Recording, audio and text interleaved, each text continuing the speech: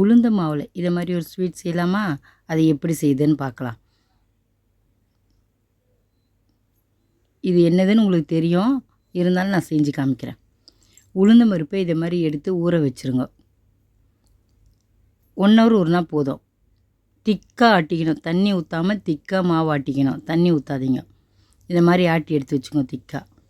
அதுக்கு தேவையான பொருள் கேசரி பவுடர், சர்க்கரை, கார்ன்ஃப்ளவர் மாவு இல்லை மைதா மாவு. உளுந்த மாவு தண்ணியாக இருந்தால் கார்ன்ஃப்ளவர் மாவு போடுங்க, இல்லைன்னா விட்டுருங்க. இப்போது மாவில் கேசரி பவுடர் நல்லா போட்டு கலக்கிடுங்க. இதை மாதிரி கலக்கிட்டு இப்போ பாருங்கள் கொஞ்சம் தண்ணியாக இருக்குது, அதனால் கார்ன்ஃப்ளவர் மாவு கொஞ்சோண்டு போட்டுக்கோங்க. உளுந்த மாவு கட்டியாக இருந்தால் அப்படியே விட்டுருங்க. கொஞ்சம் தண்ணியாக இருந்தால் இந்த மாவு சேர்த்து கலக்கிட்டு இதை பாருங்கள் திக்காகிடுச்சு பாருங்கள். இப்போ அவ்வளோதான், ரெடி ஆயிடுச்சு மாவு.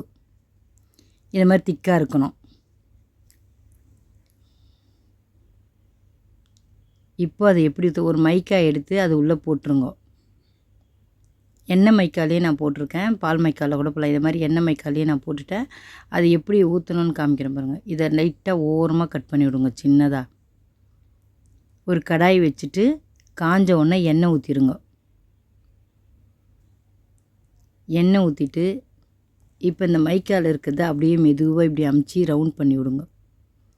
அதை தனியாக விட்டிங்கன்னா பிரிஞ்சிடும், அதோடு சேர்த்து விடணும். இப்படி விட்டிங்களா அதை ஜாயின் பண்ணி விடணும், அப்போ தான் கரெக்டாக அது ரவுண்டாக வரும், இல்லைன்னா பிரிஞ்சு தானாக போயிடும்.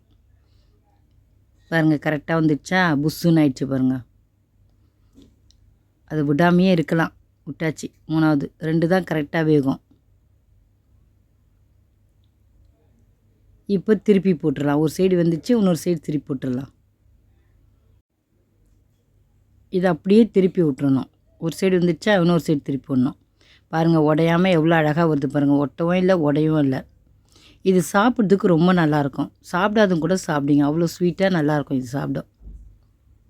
சுகர் பேஷண்ட்டு சாப்பிடாதீங்க, ஏன்னா ரொம்ப ஸ்வீட்டாக இருக்கும் இது. அவ்வளோதான், ரெடி ஆயிடுச்சு, வெந்துருச்சு. இப்போ எடுத்துடலாம். அவ்வளோதான், எடுத்தாச்சு. இதை மாதிரி எண்ணெய் எடுத்துட்டு எல்லாத்தையும் எடுத்து வச்சுருங்க. இப்போ நம்ம ஜீரா காசலாம். ஒரு பாத்திரம் வச்சுட்டு அதில் தண்ணி ஊற்றிடுங்க. தண்ணி ஊற்றி கொதிக்கும்போது சர்க்கரை போட்டுருங்க.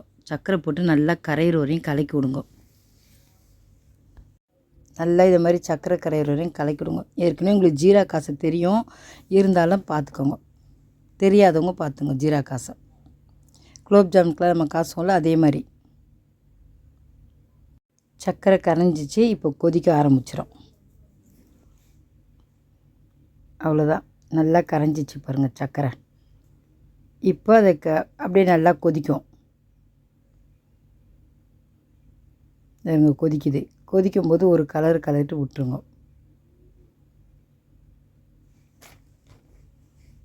நல்லா கொதிக்கட்டும்.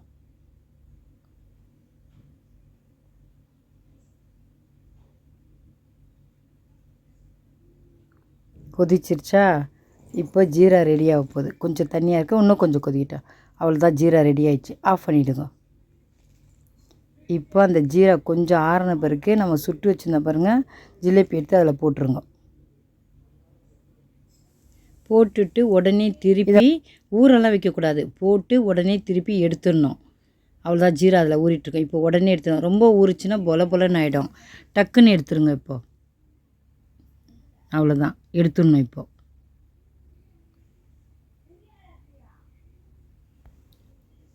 அவ்வளோ எடுத்து தட்டில் வச்சுருங்க. இப்போ சாப்பிட்லாம், நல்லாயிருக்கும் சாப்பிட்றதுக்கு. இப்போ அதுலேயே போண்டா மாதிரி செய்யலாம், அதுவும் ரொம்ப நல்லாயிருக்கும். இது ரொம்ப ஈஸியாக செய்யலாம். இது ரொம்ப உங்களுக்கு ஈஸியாக இருக்கும், அதே டேஸ்ட்டில் தான் இருக்கும். இது ரொம்ப நல்லாயிருக்கும். அது பிழியது கொஞ்சம் கஷ்டப்படுவீங்க. இதை மாதிரி கரண்டியில் அள்ளி போட்டு போண்டாவை டக்குன்னு எடுத்துட்டிங்கன்னு வச்சுக்கோங்க, இது சாப்பிட்றதுக்கு அதே டேஸ்ட்டில் இருக்கும், அதே மாதிரி நல்லாயிருக்கும் இது சாப்பிட. இது ரொம்ப ஈஸி உங்களுக்கு செய்கிறது. அதை விட இதை விரும்பி சாப்பிடுவாங்க. பாருங்களேன், இது எவ்வளோ நல்லாயிருக்கும் பாருங்கள். ஈஸியாகவும் செய்யலாம், ஈஸியாகவும் சாப்பிட்லாம். இதை மாதிரி கரண்டியில் அள்ளி போட்டிங்கன்னு வச்சுங்க, பாருங்கள் போண்டா மாதிரியே இருக்கும். ஒரு சைடு வெந்துச்சு, டக்குன்னு அதை திருப்பி விட்ருங்க. இது கொஞ்சம் எண்ணெய் கம்மியாக இருக்குது, நீங்கள் கொஞ்சம் எண்ணெய் ஊற்றிக்கோங்க. அவ்வளோதான். பொறுமையாக இதை ஒன்று ஒன்றா திருப்பி விட்டு எடுத்துக்கலாம். ஒரு சைடு வந்துச்சு, இன்னொரு சைடு திருப்பி விட்டு வேக வச்சு எடுத்துக்கலாம்.